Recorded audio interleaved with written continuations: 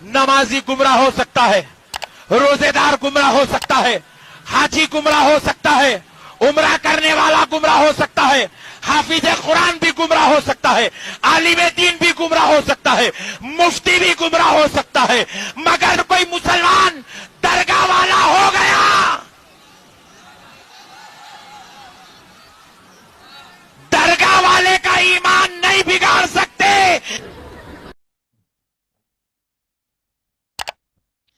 बिस्मिल्लाहिर्रहमानिर्रहीम। अस्सलामु अलैकुम।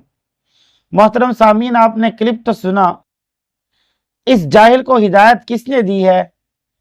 ये जो कह रहा है कि सब के सब गुमराह हो सकते हैं, अगर कोई नहीं हो सकता तो वो एक दरगाह वाला नहीं हो सकता, तो इसका मतलब क्या है?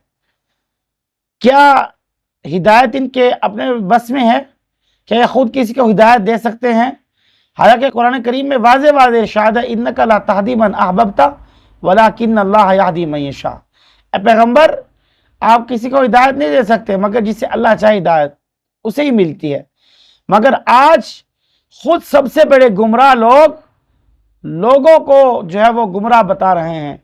इन जाहिलों को खुद तो पता नहीं कि हिदायत और गुमराही की तारीफ क्या है, और ये इतने जाहिल हैं, लोगों को गुमराह बता रहे हैं, और ये साथ साथ बता रहे हैं कि फलां भी गुमराह हो सकता है, फलां भी गुमराह हो सकता है। सबसे बड़े गुमराह यही लोग हैं, सबसे बड़े जाहिल, अहमक, बेवकूफ यही लोग हैं।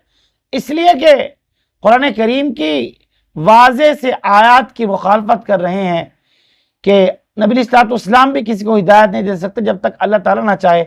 मगर ये आयत की मुखालफत इसलिए कर रहे हैं कि ये खुद हर धर्म और ज़िद्दी हैं।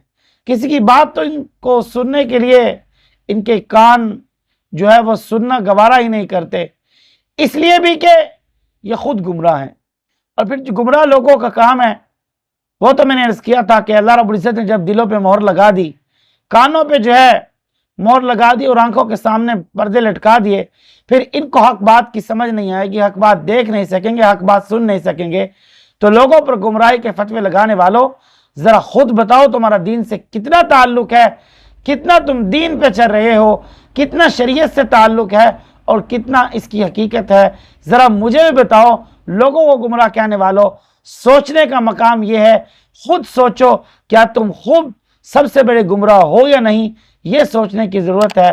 बल अल्लाह रब्बुल इज़्ज़त हमें हिदायत के रास्ते पे चलने की तौफीक अता फरमाए।